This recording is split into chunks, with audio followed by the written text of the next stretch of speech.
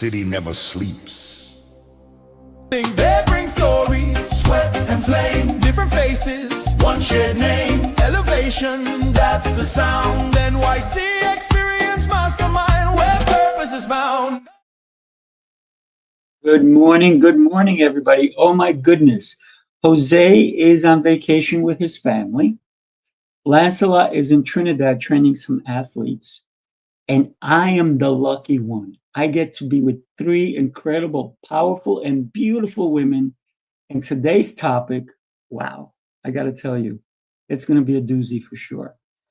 So before we get started, one of the things that I want to share with everybody is the topic today really brought a lot of ideas and thoughts into my mind, which is defining moments. And defining moments can be maybe it was your first kiss, maybe it was you got hurt somehow, or you got married, or your babies were born. All of these things come into mind when I'm thinking of defining moments, but there's also defining moments when you look in the mirror and you go,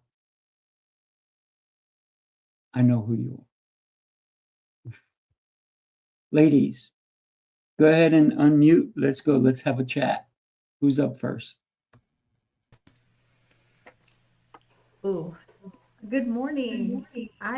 Defining moments, they're powerful. They're things that I'll never forget. One of the defining moments for me was I was 21 years old in college and I lost my mom. And I thought in that moment, life was over. I wasn't going to make it. I wanted to quit. I wanted to give up because my world was shattered. And I think about now, I could never see myself here, being without her. And I think about the village, the people who surround you. And I think about, like that grit, resilience. And so all those things that I didn't think I could do, I'm here because I could do it. And it's a result of the preparation that my mom gave me, of just pouring into me. And it was deep down inside, but in that moment, I couldn't find it myself. It was the village that helped me to find it. So that defining moment changed my life. And I'll never be the same, but I think it gave me so many beautiful things that I can share with the world now.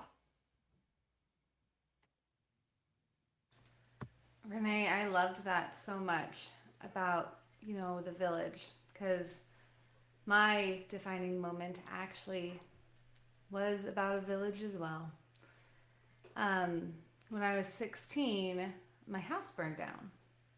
And when you're from a town of 1,000 people, you don't have the same type of a fire department. It is all volunteer. And in the middle of a snowstorm, when everyone is snowed in, nobody can even get to the fire station to get the fire trucks to then go put out the fire at your house. And I wasn't even there. I was at a ballroom dance competition. And I actually, there is survivor's guilt in a sense, that I actually felt guilty later, because when my house burned down, I was the only one in my family that had anything, and because I had a bag of dance things because I was dancing. And this is the coolest part. It was probably one of the best lessons I had ever learned in my life. It's probably one of the best things ever, because it puts in perspective the things that really matter. And when you're because this town completely rallied around us, whereas we would have people just bringing things to us constantly. I mean, my parents didn't have a toothbrush, and the nearest store is over an hour away. And so it was a big deal. And in the winter, it's just hard to travel anyways. And it was just an amazing experience to see the town just come together. And my friends, They were going through their closet, and I remember going school shopping with them, and they were picking out their very best things, their favorite things that we bought school shopping, and giving them to me so I would have clothes to wear.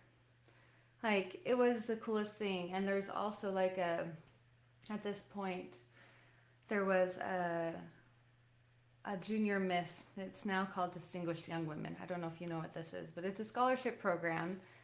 And I was supposed to be doing it, but everything that I had burned down. My poison appearance dress, my outfit for my talent, everything was gone. So of course I was going to drop out. And one day, golly guys, I might cry. But one day, you know, really soon after this happened, and I decided I wasn't going to do this because, you know, we're just trying to gather pieces now, realizing that community and family, we have everything. Holy cow, I have everything. I don't need anything else. Those are the most important things. And at the door, somebody knocked, and there's an envelope. And there was $400 cash in this envelope on the door, and it said, "Bethany, go get a dress." I didn't know this elderly woman in this town. I didn't know her. But she knew me because she'd watched me grow up. And she thought it was very important that I do this. So I went and, I went and got a dress. And I did Junior Miss. I got Spirit of Junior Miss and talent and like all these things. And I mean, I just pulled out a talent I just went into my grandma's closet and got some super old clothes that just looked really ragged and did the Anastasia like Journey to the Past song because I had clothes that looked like that.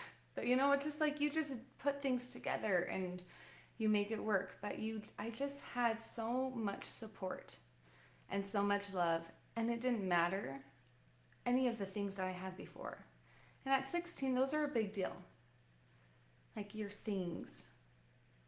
And things have never defined me ever again, because I've realized that it's not about the things. And if we're talking about defining moments, that was the defining moment that I realized that the most important things that you can have, and really, as you get older, you realize the only things that you can even take with you are the relationships and the memories that you make.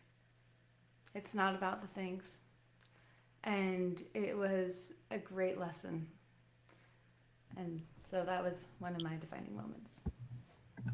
One of your defining moments. Are you kidding, Bethany? You've got me choked up on this side as well. What a beautiful share. Thank you so much for your vulnerability, but your wisdom in that moment. And Renee, man, you both hit it on the noggin with the village piece and then perspective, Bethany. The beauty for me in defining moments in my life, of which I have so many, is that it isn't the event itself that defines us. It's the meaning that we assign that shapes the experience that we then create from it. Because I could, as you were sharing the story, I could see the 16-year-old that didn't absorb the perspective that you did, the one that was dark and hateful and angry and lonely and all of the things that then could make other choices and approach the world in a very different perspective. As I have sat with those types of youth and individuals struggling with that moment. But wow, Bethany, what a beautiful perspective, because as we invite ourselves to explore the interpretation inside of an event, rather than assuming that there's a fixed meaning to it, right? Well, this happened, so this must be what it means. I can go back to so many events, from the birth of each of my children to the divorce 18 years later, when you've poured everything and lost everything. When the capacity of your communications and your community and your connections are so ginormous and they shrink. this big and it's all gone. And you figure out how to walk again, how to talk again, and how to love again. And even though all of those moments have given me such wisdom in my life, the moment I would have to say that really does define me is not so much the birth of all of my 8 amazing children, but my birth. And not that we can necessarily remember the birth, but at the blessed age of 31, I was gifted the insight of being on the other side of that story and being shared to me by my mom 31 years into this crazy existence, that she had the moment that was given to her in a very scary moment just before my divorce, that she felt reminding me of my birth was so essential. And in the moment that she shared that with me, it was wild, because it was as if you've ever been in a dream where you get to sit in the back of the room and kind of observe how things are happening. The way she explained the story was that for me. And as she expressed, all of us children, so I'm third oldest of 10, and all of us children were born cesarean section. Not any of us were natural. And that was unheard of back in the 70s, 80s, and 90s, right? And so child number 3, the doctor said, Sandy, you cannot continue having children. Your body cannot take being cut and it healing and all of the things that happen. And so she was very, very distraught. There was torment in her soul because her children were her life. And she believed spiritually that that was her calling in this world, was to have children. And so that torment in her soul when I was being born, of just the tearing of what the medical doctor said versus what her heart said versus what her creator said. And as I was born, there wasn't the typical cry, right? Which usually is scary. Oh my gosh, what's the matter with the baby? But as they lifted me up over that surgical curtain, beautiful, bright brown eyes. And this is how my mom described it, because clearly I was there, but I wasn't able to remember. Beautiful, bright brown eyes and dimples radiating from a smile that no newborn would know without being of God. And that is where I was gifted my name, Amy. I am. To know that moment when I was 31 years old, looking at an 18-year relationship with 8 beautiful children on the line, and being reminded that none of it mattered, but I mattered. And that it was so essential for me to tap back into me and to my connection with my higher power and to the gifts that I am so abundantly given by lighting up every room when I walk in, by smiling and loving souls in a way that even they can't love themselves in whatever life is throwing at them. So that perspective, defining the moment, not the moment defining us, has been such a gift for me in my life. And Mom, thank you, as she just passed last month. So there's just a lot of emotion flowing through me. And I'm so grateful for this invitation of these powerful individuals in this room, of whom I love so deeply, and am so grateful of what I've learned about myself being in their presence. Because this movement, this momentum, this New York City experience, this proximity of these leaders, if you don't have it in the space that you're in, check this out, because this space is real. We don't blow unicorns and glitter and rainbows.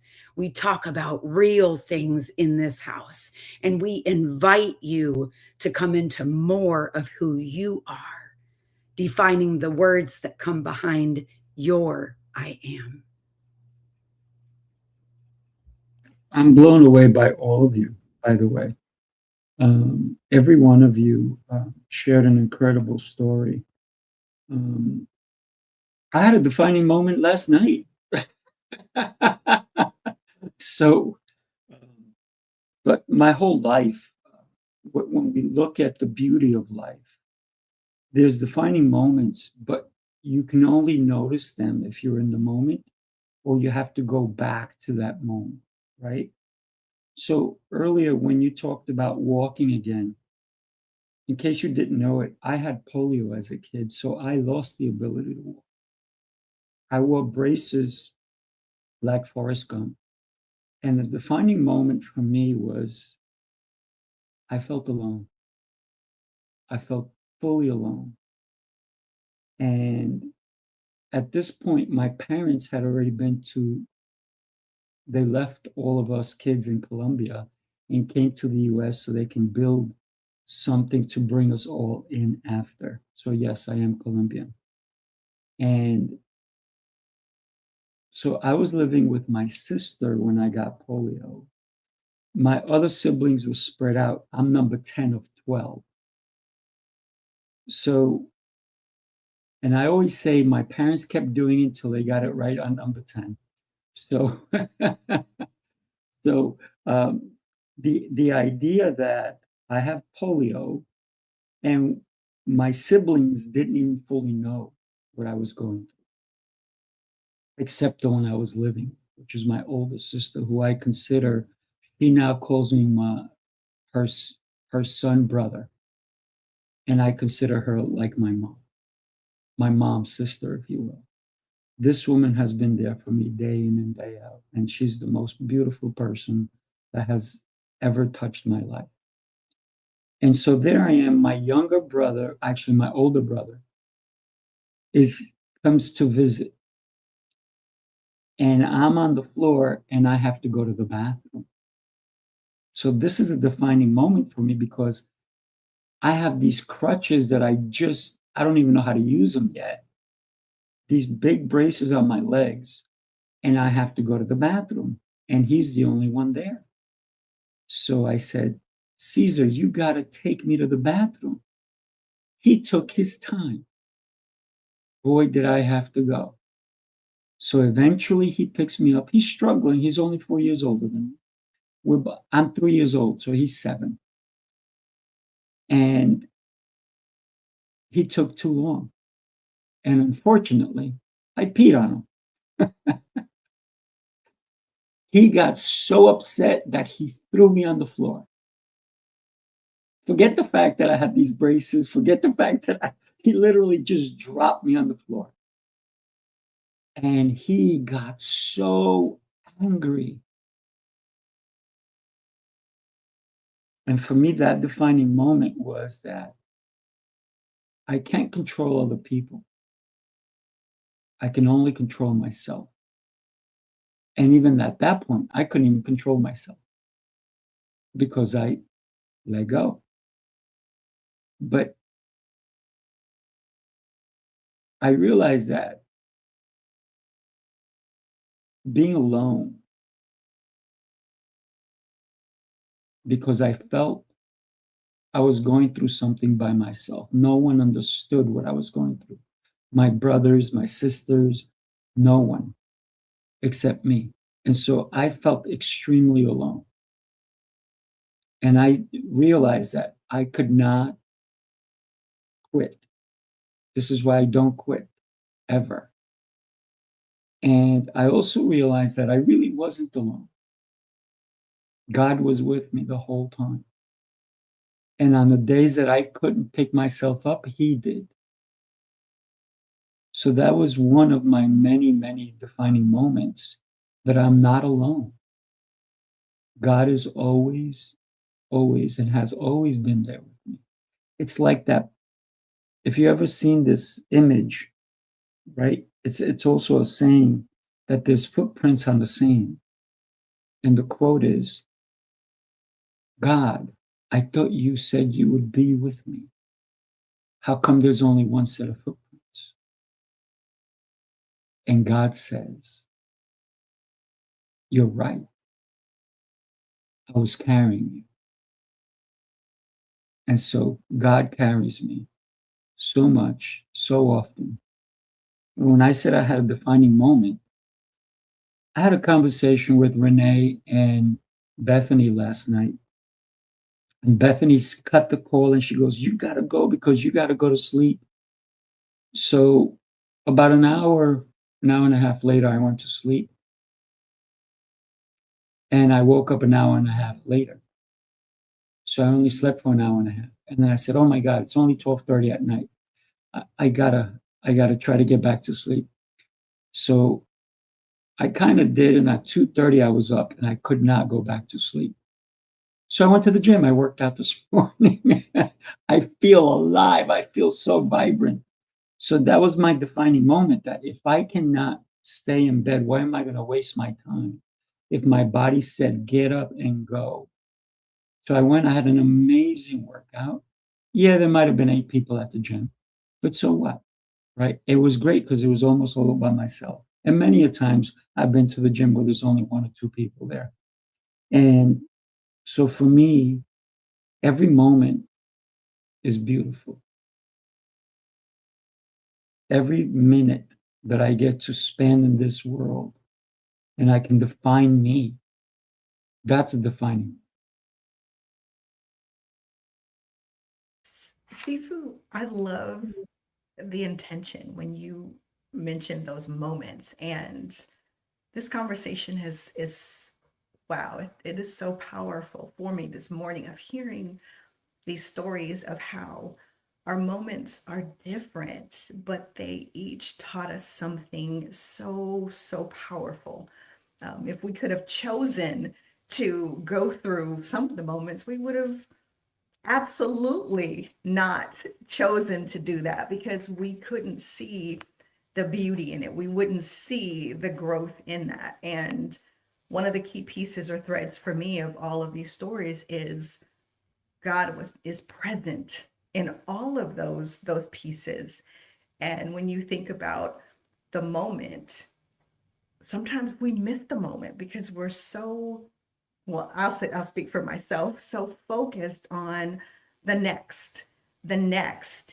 And when you lose someone, it teaches you to be thoughtful and to cherish every moment. And I cherish those moments now because when you are with friends, you're with people that you care about, it's soaking up and sitting in their presence and really leaning into those moments. And as Bethany said, all the material stuff, that doesn't matter.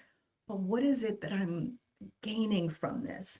I want to learn as much as I can. I want to almost in a sense capture it with like a camera. You capture that moment and it's sealed in your heart and your memory, because I think that there are some things that are meant for us, but then there are also things that are meant for someone else. I would have never thought that my experience of losing my world would be something that I could be there for another person and another person and another person, that gift. So that gift that God gave me in the loss. And it made me think and be so more intentional about the moments. Most of my career was on to the next, and missing in plain sight, being absent in my own life. And so now having that moment where I can stop and just breathe, even sitting still for a moment. Amy, you and I talked about that, of just being able to sit in silence. And when you give yourself permission to do that, oh my goodness, just be ready for what's going to unfold. I love being in silence. When we think about, we lose ourselves sometimes. Have you ever driven somewhere and you forgot how you got there? You forgot all the roads you passed. So I used to do that many years ago, but I don't do it anymore. So I am extremely living in the moment because I am paying attention to everything. When I'm driving, I'm looking, I'm seeing there's this car, there's that, what happened in this store, what is going on. Because in the past, I used to just be focused on my reaching my destination and not on the journey. And when I realized that the journey is what makes the destination so much worth it, that I pay attention to everything. I see things that people like, I didn't know that was there. I didn't know this happened. Da, da, da, da. And because of that, God has pointed me to so many beautiful things, including finding money in the most weirdest places. And somebody says, my God, you find money all the time. I said, why? Because I'm present. I'm walking. I'm doing things. Here's another quick, this one, I'll make this one quick. I was at an event in Dallas, and everybody at the event said, oh, I'm going to go here, I'm going to go there. I said, I'm by myself. I'm just going to go to my hotel room. I'm going to gather all the information I learned today, and I'm going to put it all together. I said, oh, I think it's time for dinner. I really don't know anybody here, so I'm just going to go. Let me see what's around. Oh, Indian. Oh, man, I love Indian. My fiance does not like Indian food, so I'm like, I get to eat Indian food. I'm excited. I walk to this restaurant. It's maybe like 8-minute walk, and I love walking. So I get there, and it's in a shopping center, and there's people around, and in front of the place, there's this money all over the floor. And I look, and I'm like, is there a hidden camera somewhere? Because I'm gonna pick up the money, and somebody's gonna go, we got him. And so I'm looking, nothing, right? So I pick up all this money. And it was money spread here, there. And so I pick it all up, and I'm still looking, nothing, right? I enter the restaurant. I take the money. I don't put it in my pocket. I get my table for one. I put the money on the edge of the table. I order my food. And I'm like, if somebody walks through the door and they're like, oh my God, I lost all my money. I'm like, here you go. I found it. That never happened. So I had the most incredible meal. Great waiter. And even at the end, I'm like, oh, nobody's walking in. So I kept $1. I ate a really lavish meal. I gave the waiter the balance of that. He had an incredible tip. I kept $1. And the reason I kept the dollar is because I still had a win. I didn't have to keep all of it. And that defining moment was that if you pay attention, you will find things that no one else did, because there were people around that walked in front of the money, but they were looking out, looking here, looking there. Nobody fully paid attention to what was in front of them. And so for me, I find money in all the, I'll get out of my car and like, oh, look, a couple of bucks. Oh, wait, unroll it. Oh, it's 40, 50 bucks. Look at that. And I look around. If nobody's here, I don't know which car it came from. So, and I found a couple of $100 that way as well. So no, I do not chase armored trucks, nothing like that. But you never know, right? So every moment that we can pay attention to what's going on around us, we can have a defining moment. We can help somebody. We can help somebody. Maybe they're down on their luck. Maybe somebody's needs directions. Maybe somebody needs a hand. Whatever it is. But we won't see that if we're not in the moment. I love that so much. And the idea that, you miss it if you're not paying attention. And there's so many things that we miss all the time. And the support and the signs are there, but so many times we're not looking. So what you said, Sifu, is amazing.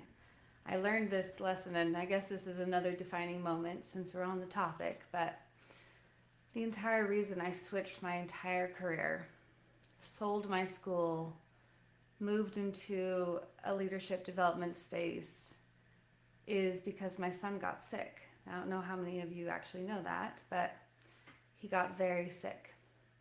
And when he got sick, he got, he's running sub 5-minute miles for cross country, super fast runner, and got sick for 3 days with a high fever, and then all of a sudden was not able to walk.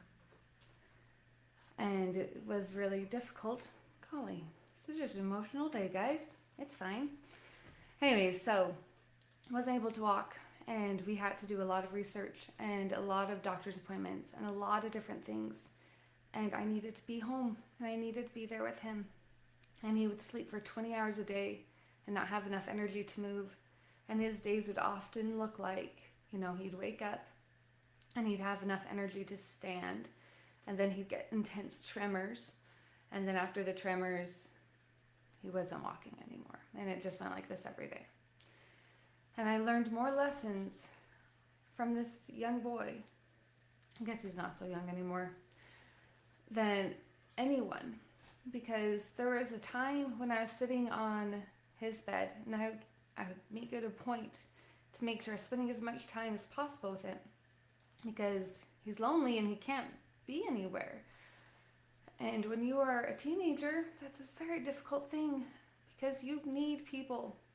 And mom is not so cool. Just, I think I'm cool, but sometimes my teenagers beg to differ. But I would sit there, and he asked me a question one day, and he said, "Mom, if you only had 4 hours a day, what would you do? What would you do?" And I didn't know how to answer that question, because I've never just thought I only had 4 hours a day. But that was the life he was living. He had 4 hours a day that he could be awake and that he could do things and move around. And I thought about this for a long time. And he told me, he goes, "I already know, Mom. I've thought about this and I know." He goes, "I want to make sure that I'm spending it with God and with my family, because those are the most important things."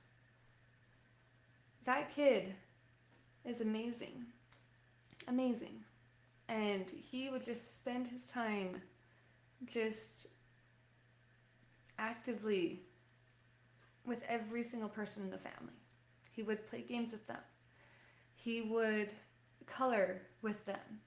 Whatever type of energy he had. And if he used up his energy to spend time with them, then he wouldn't have energy to eat, and we'd have to help him or carry him to bed. But he chose to spend time building a relationship. It's a really beautiful thing. But it is the way that we perceive things.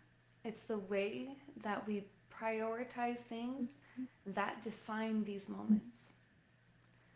Today, he's able to walk. It's been a long, long road. It's been a long road, but he's able to walk. And it's very much due to the nutrients and the food that he eats and figuring it out. It's been a road. Yeah. But it's amazing. And he is touching so many people's lives because of his defining moments. And each one of our defining moments, when we share them and when we see them and when we can support with them, it changes. It changes everything, because that's how people learn, and that's how people support each other, is by defining moments that they can share and then lift others up. So That's, I think we're all going to leave here better for listening to all these incredible stories. And when you think about defining moments, Coach Theo said here, meeting the 4 amazing individuals on this panel. And we're defining moment was when I met him as well. And here's the cool thing. We're all going to be able to chill together in Atlanta. Let me share this video with everybody. Give me a quick sec. I'm going to share this video because I think that it's so important to understand that when we can be with another person and share a moment, it really changes the dynamic of not one, but both people, 3 or 4, or how many people. So take a look. We are here in Tampa, Florida for the NYC Mastermind Experience. It was an absolutely epic weekend. This was our 5th one, the 6th one. Coming up in hot Atlanta, that's right, Atlanta, Georgia, and our host, the great T.O. Clay. Hey, you don't want to miss it. Come September, the new Hollywood of the South, ATL, baby. Make sure from NY to Tampa to Atlanta, Georgia. Can't wait to see you there. Peace. Light up the city, every rise tonight. Every speaker bringing down in that fire, that light. No funny, no fear, just truth on the mic. It's the NYC life, we unite, light up. I got to tell you, we had an incredible time. And Renee was there, and you saw her speaking to people. Her passion is so strong. I love it. And when you think about the next event, we always elevate. And the next one is called Ascend. So if you're ascending, or if you want to learn how to ascend, you need to join us in Atlanta. It's September 25th through 27th. There's one more video I want to share with everybody. And this is something that both the 4 of us, Coach Tio, Renee, and Bethany, and myself are doing. So take a peek. The next level is waiting. Will you climb? We climb. Together. We grow together. We lead together. Yeah, this is unified leadership. Purpose, character, conviction, wisdom, connection, impact. Together we become more. Bring your vision. Bring your fire. One community. One heartbeat. One mission. Keep climbing. Keep growing. Unified Leadership Academy. Unified Leadership Academy. Unified Leadership Academy. Stronger together. One community, one future. Join us On school soul. where leaders connect, where true leaders grow, where leadership never stands still. Keep climbing, climb higher, higher. Oh, yeah. Coach Tio's right. That is fire. If you have not ever been to school, and it's not the kind of school you're thinking of. It's not a physical building. It's a virtual space. It's SKOOL. And there's so many great and beautiful communities in there. But the reason we decided to create this one is because we're bringing 4 powerhouses in unity called Unified Leadership to bring leadership in a different venue, a different idea of what leadership truly is. Because there's a lot of courses out there in leadership. Some of them are great. Some of them should go back to school. Some of them should come and join our school. So if you're looking to become a leader, or if you're already a leader, and it doesn't matter if you've been a leader for a year, 10 years, or 20 or 30 years, you can still come and experience something totally. I think that is so amazing, Sifu, as you open up these doors where I said the invitation is here. You know, so many times we are in life, and there is an amazing book that transformed my life. Small, 36 pages, called U Squared by Price Pritchett. And that book opens with a beautiful story about a fly that's sitting on a windowsill, and he's in this one room cabin in beautiful nature encircling him. And this fly just keeps hitting this window because he sees the other side and feels that that's the only way out is through that window, not realizing that there's a door open, feet behind him, that could be the answer to his freedom. And it's either continue hitting that window that is only going to lead to your death, or to turn around and realize the perspective that you've got another solution right behind you and it's not that far away. And Bethany, that beautiful story that you shared about your son, when we realize what those opportunities are, right? They all exist around us, but only sometimes until we're stopped in our tracks do we have no other choice but to pay attention. But also realizing, Sifu, in all of these wonderful opportunities that money's been presented to you, and Renee slowing down enough to pay attention to them, how many beautiful defining moments are you missing because you're so focused on the freedom on the other side of that window that might actually hurt you, otherwise limiting you from a freedom, a growth, an expansion, and understanding. Curiosity changes all of that, because the defining moments in my life that began with a question, like that powerful question that your son gave you, Bethany, and not necessarily the answer being born, right? That's the answer. There was no question proposed to me at my birth. Well, not in that moment, but it's curiosity that opens that door to possibilities. I didn't know what unified leaders looked like until I stepped in, and man, am I elated to be present in this space. I had no idea. I know lots of people in New York City, but I had no idea the stuff that was happening in between and underneath and on the tops of buildings by some of my favorite people until I slowed down and opened my eyes. I had absolutely no idea that the life as a solopreneur, that I have been driven. I knew my goals. I know my vision. I know my purpose. I know all of these things.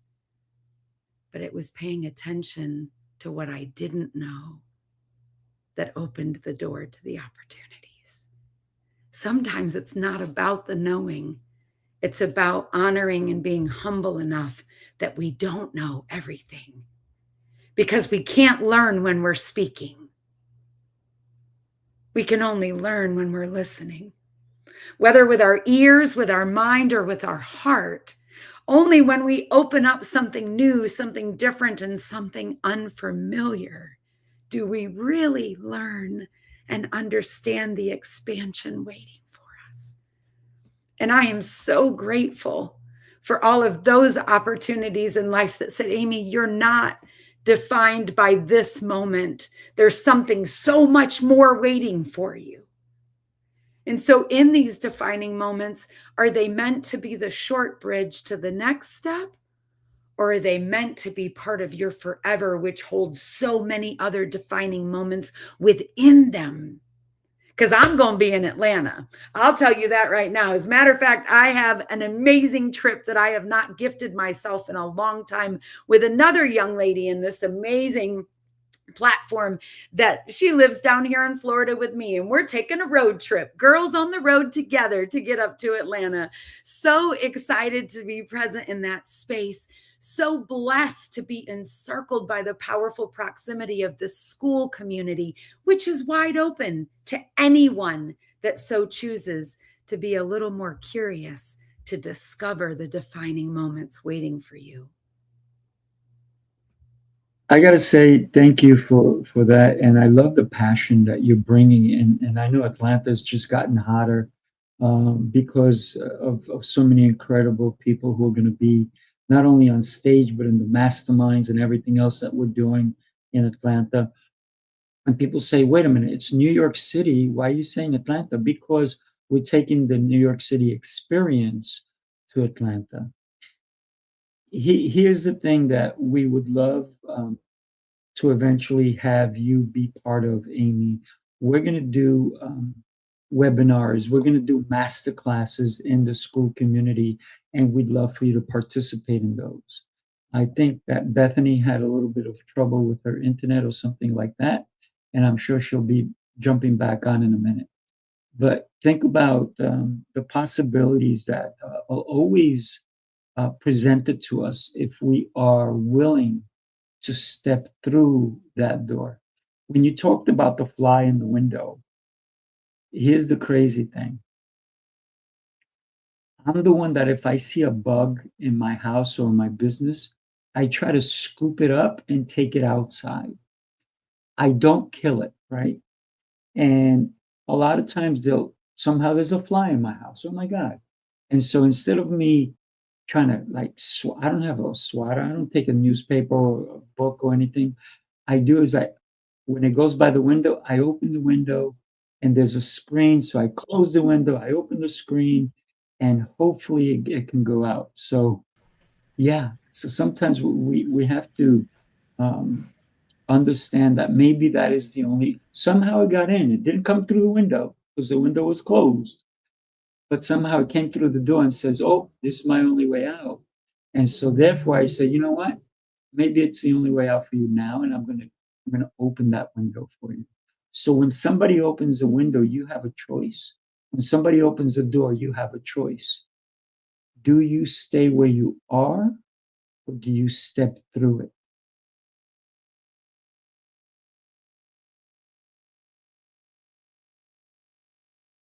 Welcome back, Bethany. Seafood, when you say when someone presents you with the window or the door, it's opportunity. And you can only walk through it if you see the open window and you see the open door. When you're in the busyness and you're trying to force things, you miss those opportunities. And I think about my space of how many windows, how many doors did I miss when I was trying to force and looking and doing all of those things. But when you sit in intentional presence in that silence, you find it. It was difficult for me, I would say, even last 2 years to sit quietly for 5 minutes. That was like torture. And now I crave those moments where I just get to sit in silence. When I sit in silence, I can see those opportunities that I miss. I can see the gifts and the openness of, I'm curious, what is my purpose today? What is my mission today? Who am I going to touch today? And so looking at opportunities differently. So I'm looking for those doors and those windows now. And then not just for myself, but how can I provide that window or that door for another person? I love that, Renee, because it is about the observation and seeing it. For a long time, I would do a gratitude journal. And I still do a gratitude journal, but I do things a little bit differently now, where I write down the miracles. So I try to look for miracles. Because I feel like when we're looking for miracles, it kind of gives it a different perspective too, because they're happening all the time. They're everywhere. And when we look at miracles, we see the doors that have been opened. It's not just the surface gratitude of I am so grateful for this moment, but I'm so grateful for the connection I have to each one of you. That is a miracle. We are all over the country. What a miracle that is. I am so, it's so much deeper. You see the doors that are open when you're looking at miracles. Because I feel like those open doors are the miracles. I think that's essential, Bethany. Oh my heavens. When you talk about seeing the open doors, so many times it's also trusting yourself enough and the divine process, the preparation that's required for us to get to that point.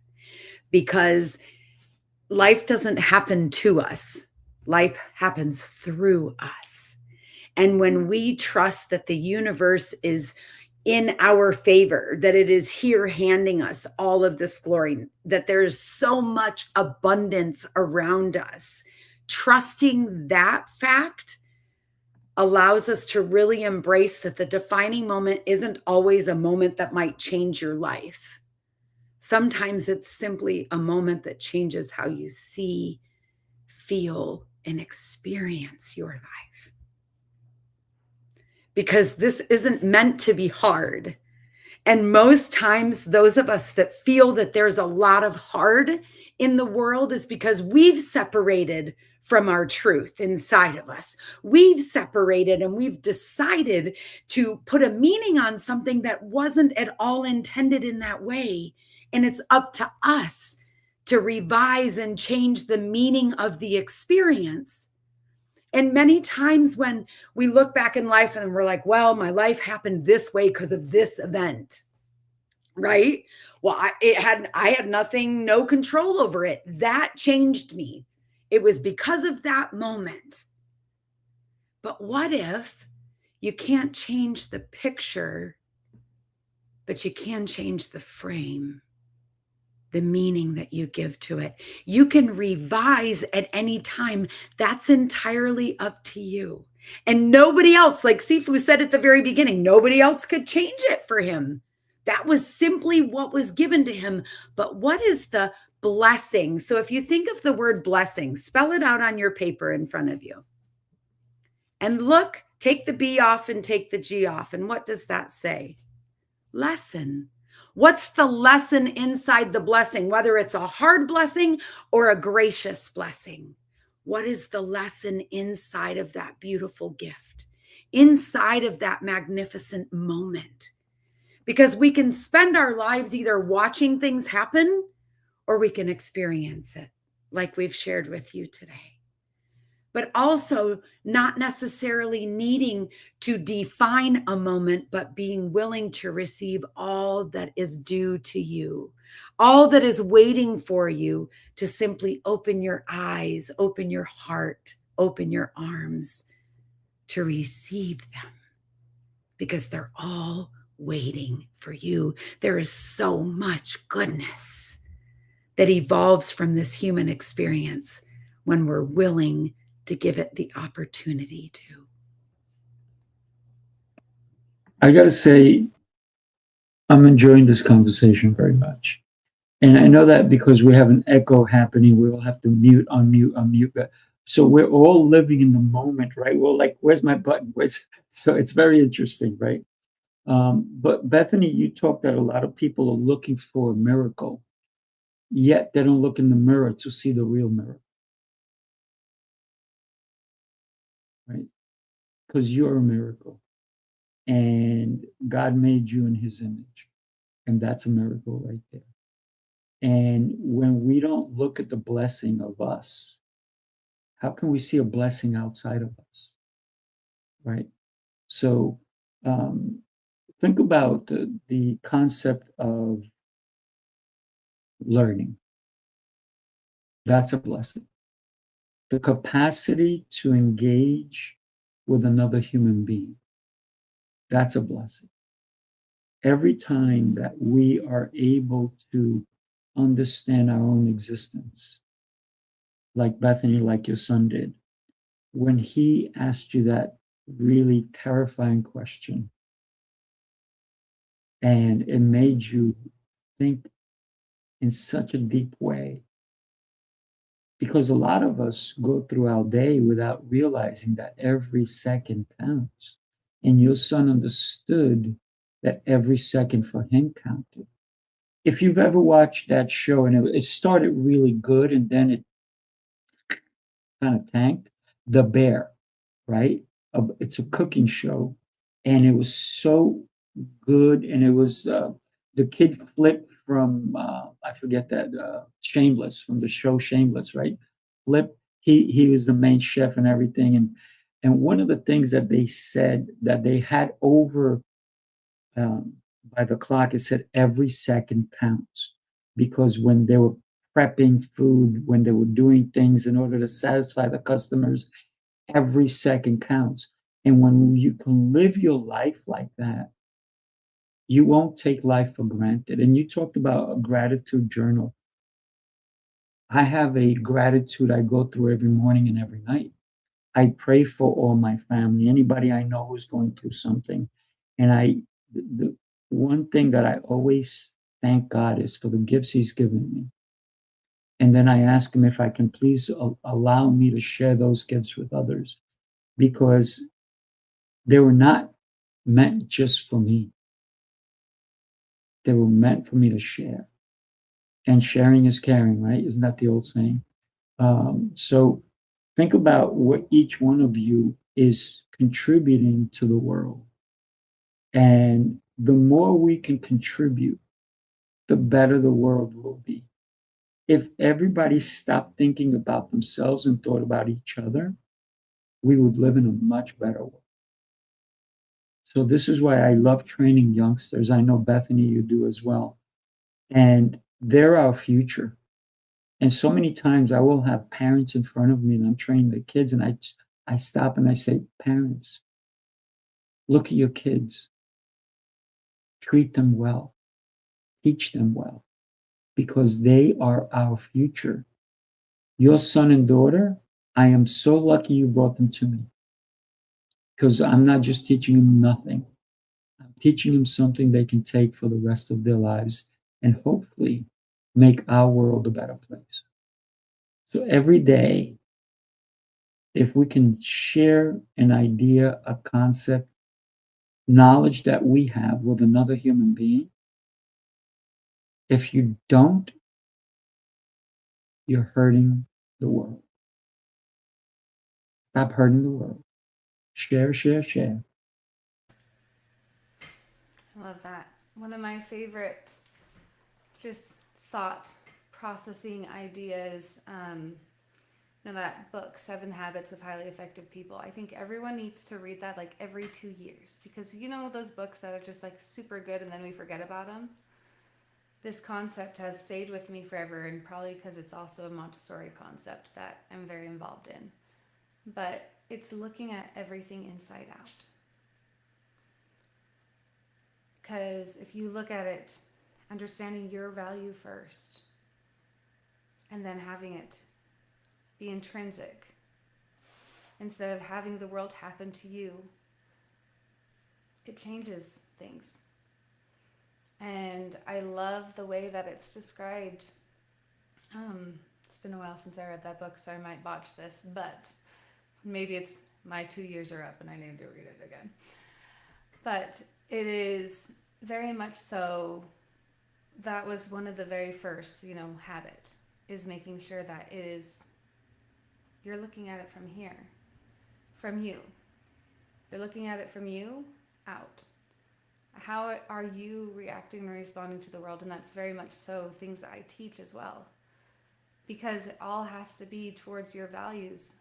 And I feel like when we are lost and we don't have that, and we don't know where to go, and we're floating and we're not seeing the doors, and we're not seeing the moments, and we're not seeing these things, that's when we have to actually take that step back and look. Why am I not seeing these things? Why am I not seeing the lesson and the blessing? Why am I not seeing, the miracles? Why am I not seeing this, but everyone can talk about it? Why? That is when you have to take a step back. And you have to realize, am I looking at the world from inside out, or am I letting the world happen to me? And when we let the world happen to us, it changes the way that we perceive it, because we're not doing things in alignment to who we are. We're letting the world happen, and it's hard to see, but that's why this is happening. This is why we're bringing leaders together right here, because this is the message, because you cannot be a leader unless you can lead yourself first. I have to say that I know, Amy, you have to go because you have a client you have to run to. So, but my gosh, thank you for being with us today. Really, really appreciate you.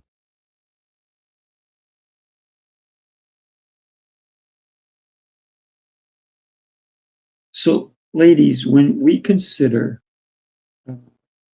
what we learned today about each other, the way we show up every day, the defining moments, have defined who we are, but also it's the actions we take when we have those moments, right? Because if you think about the defining moments, they only become defining when you take action on them or you are able to learn from them. Because growth only happens when we pay attention. In my eyes, anyway. Thoughts? Sifu, I think that you're spot on. This conversation today was so powerful for me. And I think one of the reasons why is because I came with intention. I came with expectation because I knew that if I allowed myself to be present, that I was going to receive so much more than I was able to share. And I think when we show up that way, kind of that cycle of sharing our light and our goodness with the world. And when you do, and when you're vulnerable and you open yourself up to that, you receive so much more. And so it's that gift. And I'm grateful for it. I learned so much about Bethany, even more, and you, and Amy, of just those giving pieces and that energizing moments. And I think that we get what we need in the moments that we need them. And so with defining moments, I say to everybody who is listening now or watching it later is don't miss the moment. Be present in every situation, because when you open yourself up to learning and receiving and giving, you can't lose.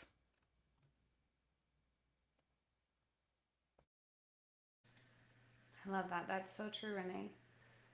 Opening yourself up right there. Being willing to learn, willing to accept. And I think that's the other key thing is these miracles and lessons, and they are happening. But are you accepting them, and are you willing to see them? It's so beautiful. Incredible show today. Thank you, ladies, for stepping in and helping me have an incredible start to my day. Actually, I already started it earlier, but you just made it that much more fulfilling. So thank you so much for that. Do us a favor, if you are watching or if you watch it later on, share it with somebody who may have to understand that they are worthy, that they may have defining moments, that, or maybe they're going through a moment at the moment, into how it will define them. And so share this episode with somebody who needs to hear the messages that were delivered today, because they were really powerful and very eye-opening, if you will. So thank you, ladies. Really appreciate you. And join us next week. I think Jose and Lancelot may be back. And we look forward to having everybody back. And you ladies, you know you're always welcome on the New York City Experience Live. So thank you very much for being here with us today. God bless you both.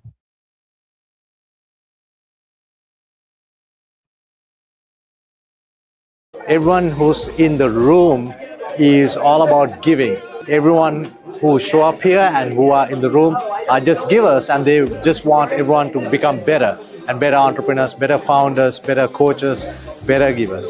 You are going to meet the best of the best in this room, and it's an intimate experience, right? Sometimes you go to events where there are hundreds or thousands of people, and here in the New York City Mastermind, it's an intimate experience. So you really get to know them. You get to know them as people and not as just a number that's out there. So I highly recommend New York City Mastermind to anyone.